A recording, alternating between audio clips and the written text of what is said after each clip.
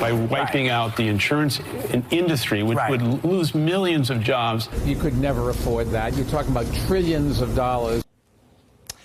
I don't agree with either of those guys. You can make that change, but those were potential independent presidential candidate, well, at least the potential candidate Howard Schultz and potential Democratic presidential candidate Michael Bloomberg, both attacking the announced Democratic candidate Senator Kamala Harris's health care proposal. So let's talk about what that proposal is. It's called Medicare for All. She didn't come up with it, but she has endorsed it. It's also known as single-payer health care. Senator Bernie Sanders introduced Medicare for All as an act in 2017. Senator Harris was among 16 Democratic co-sponsors at the time. Now, basically, it would provide health care coverage for all Americans, or so-called universal coverage, the sort that most of the industrial world has, with no deductibles or copays. Now, health insurance companies might be eliminated as a process. We're going to talk about that. Several independent studies estimate the cost at $25 to $35 trillion over a 10-year period. Now, in part, that would be paid for by higher taxes, which would be offset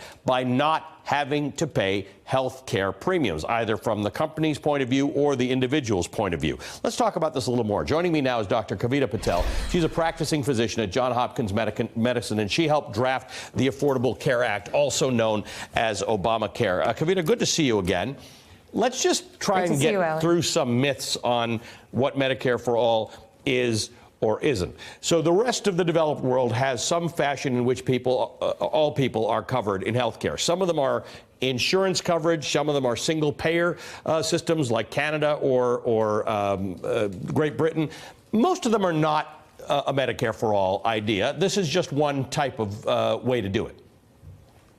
Right, absolutely. And Medicare for All, as you just mentioned, can also kind of have different variations to it. You can have kind of a way for you to, what Senator Harris is referring to is really kind of truly what you said, that Senator Sanders started, kind of a single-payer health system.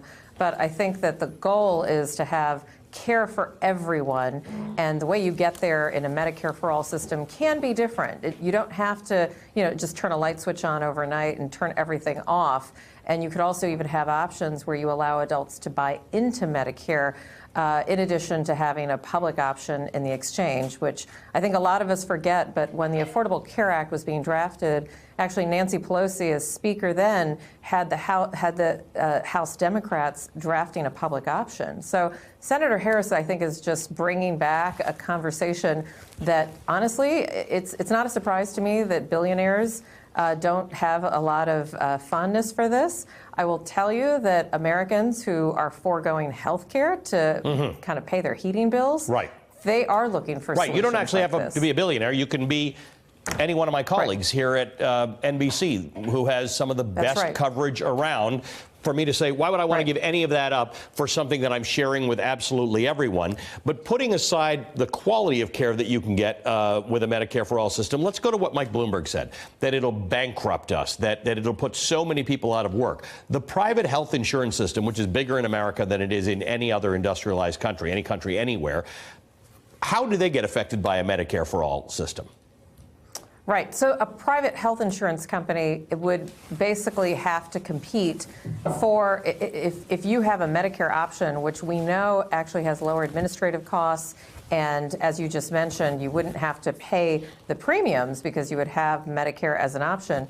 A private insurance market could still compete just like they do in other countries. In Germany, there is a private, in most countries, all the EU countries and the Canadian kind of system, there are private health insurers. It's just that they are actually the ones that the people who are more wealthy and can afford private insurance on top of what the government provides. So what would happen in a current kind of plan, if we did actually switch Medicare for All on, then all the kind of employer-based tax credits, a lot of the things that you and I as employees would enjoy would go away, because those would be used to fund Medicare for All. So when we talk about those costs, those massive costs over 10 years of putting in a Medicare for All system, we have to keep in mind that we pay 2 to 3 times what most industrialized countries pay for very similar outcomes. Sometimes those other countries have better outcomes, health outcomes, than the United States has. Right.